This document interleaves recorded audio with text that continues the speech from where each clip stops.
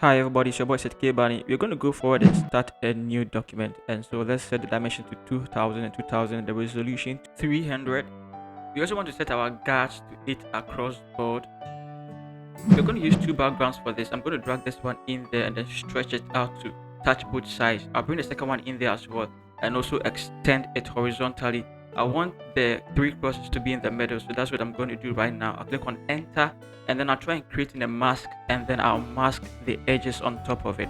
Guys, use a soft round brush for this so that I can blend nicely, and then you can see that there's a cross sticking out there. I'm going to brush in there by creating a new layer, put it in a group. Not done, let's add a curve to it, and then once the curve is done, let's just tilt it a little bit, and then let's also make the mask invert, and then let's apply the mask to just a few areas. I'm going to use a soft round brush for it, and then I'll just click around it like that.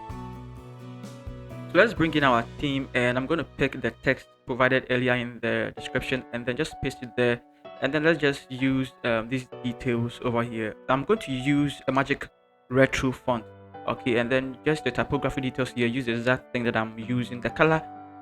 So let's make it black for now, and then let's also put it in the middle and resize it. You want to make sure it is middle aligned. That is what this fly is all about. So duplicate it, pick the next detail, and then let's fix it in there. Let's drag it up a little bit. You want it to be closer to the text. Let's put it in the group, and then let's name it Easter Service. And then let's also open the layer styles, go to gradient overlay, and then let's fix in this first color code. Once you are done with it, let's go to the second one, give it this color code. And then the third one, we're going to give it this color code. You also want to make sure that the details over here is exactly the same as the one I'm doing right now, guys. So pay particular attention to it. Make sure everything is the same way I'm doing it here. Now once you're done with it, now guys, remember we are applying this to the group, not individual layers, the group itself. And so it applies to both the Easter and the service together. And then we also need to add a theme to it, and so you're going to put it down under it. You're going to choose a brownish color because we want it to fit in nicely, and we will have to resize it a little bit. Make sure it is not too big, and then we are using Monserrat for it. Apply the exact same typography information I'm using. Now remember, there's color brown inside the image over there. Just pick it for it. Select these two, put it in the group, and call it Easter Service. You also want to pick the information for the logo, and you're going to type in there, and then we also want to make sure it's very, very small. We are using Monserrat for this. Pick the second one, put it under it, and then also go and pick in the logo itself, resize it, drag it on top of everything, and then let's leave it there. Now you also want to make sure that the text itself has the same color as the Facebook, the blue color.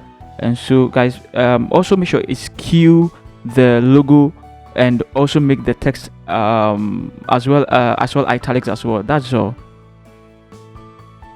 Now guys, let's create the name also. So type width over there, and then because it's color white, we need to create an object to make sure the image or the text stands out. Let's pick our rectangular tool and just create a rectangle. It's color white. Let's change it to color brown, and then let's put the text on top of it. And then let's also make sure that the text or the width is in the middle of the rectangle. Okay, it has to fall inside there very, very nicely. And then it also shouldn't be too big. Apply the exact same thing, put it in the group, and then just bring in the name of the pastor as well there.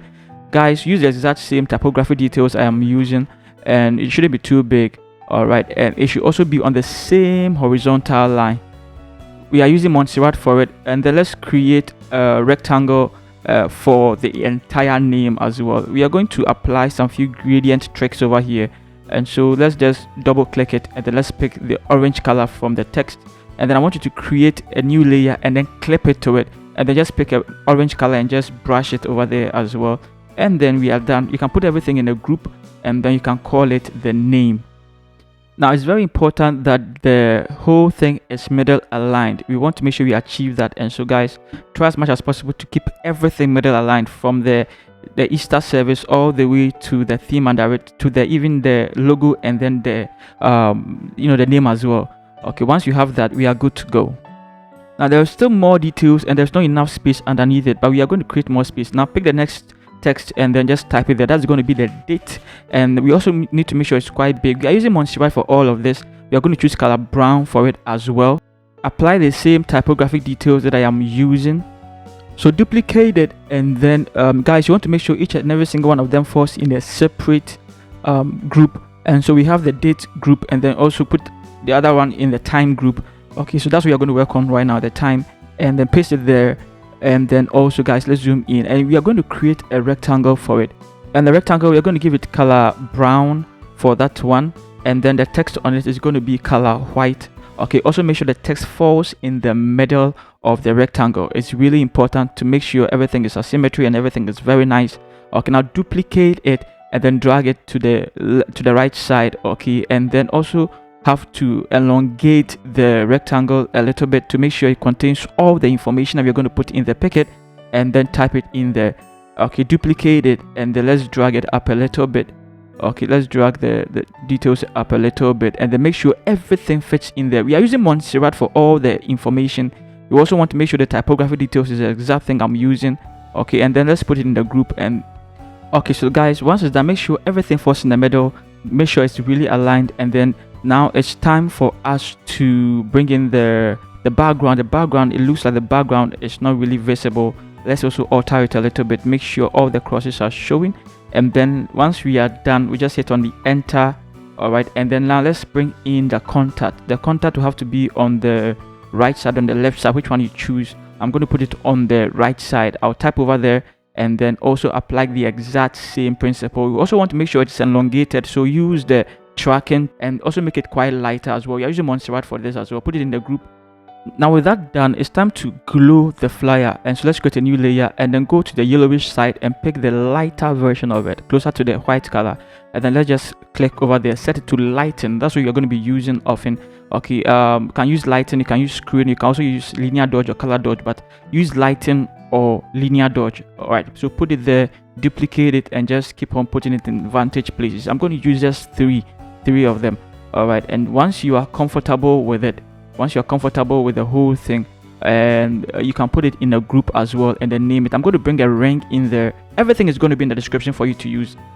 Guys, resize this, make it quite bigger, make sure it doesn't touch the size of it, and then go and set it to lighten as well. It's going to give it this particular feel.